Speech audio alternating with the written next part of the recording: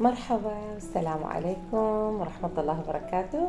ورجعنا وياكم بفيديو جديد، وإن شاء الله هذا الفيديو ويا هذا الوقت كلش مناسب. اليوم مطر والجو كلش حلو، صار فيه برودة، وأكيد نتذكر كبة الحامض. وهنا سوينا كبة الحامض، وراح أشوفكم طريقة عمل السوب مالتها الخاص. الكبة سابقا أنا مسويت لكم إياها بالقنوات، وهسه راح نسوي طريقة السوب أو الشوربة الخاصة بكبة الحامض، أو ناس يسموه كبة حامض شلم مع إضافة الشلم وياها.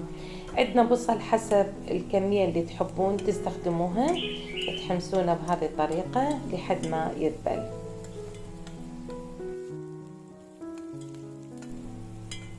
البصل هنا عندنا ذبل، وراح أضيف عليه السلق المغسول ومقطع ومجمدة. أنا بالمجمدة كانت يوم من الأيام عندي كمية كلش كبيرة من السلق إجاني، فحرت وين أوديه، فقلت خلي أفرمه.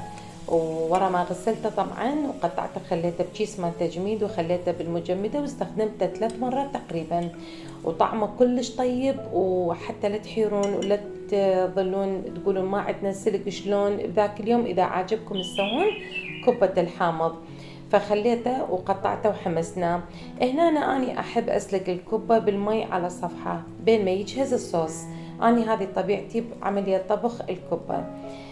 تحبون مباشرة تقدرون تخلوها بالمرقة، لكن ما أعرف، أنا أفضل هذا الشيء على ما تبقى النشويات مالت الكبة تطلع على صفحة، وأخليها صافية بالمرقة.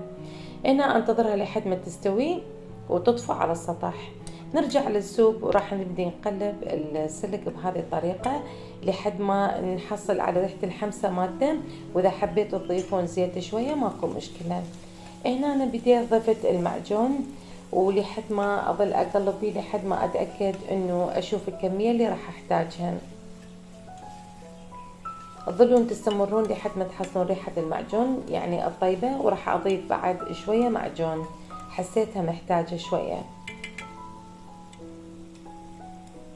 هنا تستمرون بالتقليب لحد ما تنمزج كل المواد بصورة جيدة. بهذه المرحلة هنا راح نبدي نحط ملح شوية،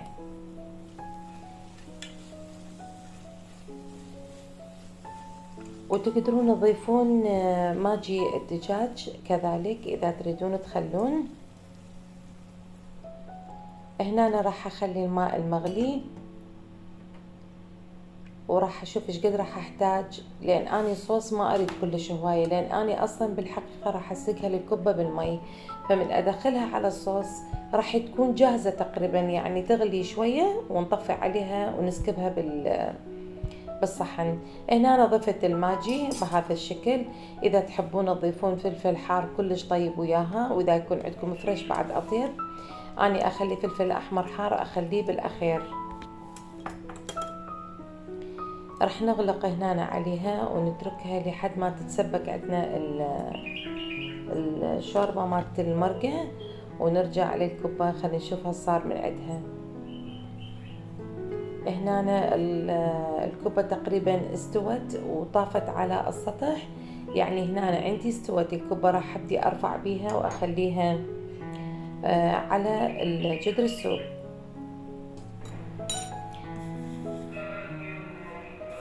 بهذه المرحلة راح ننقلها، وراح ننتظر عليها تقريبا 5 إلى 7 دقائق، يعني تتلبس بالسوب وتاخذ نضوج كل زين.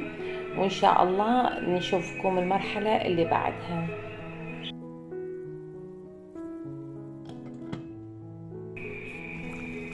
هنا استوت عندنا الكبة، وآخر شي راح نخلي نومي بصرة حسب الرغبة، وخليت الشعرية بالأخير، وتتركوها تقريبا يعني من 3 دقائق إلى 5 دقائق، وتصبوها مباشرة وتكون جاهزة عندكم الشوربة. وإن شاء الله عجبتكم الطريقة وسهلة جدا. أتمنى تجربوها، وطعمها كلش طيب، وتقدرون تضيفون ملعقة سكر بالبداية وهي الحمسة، تنطيها نكهة كلش طيبة. هنا قدمناها بهذا الشكل، وإن شاء الله ألف عافية للي يحب يجرب الطريقة. انطوني رأيكم، أشوف إن شاء الله تعليقاتكم الجميلة. مع السلامة.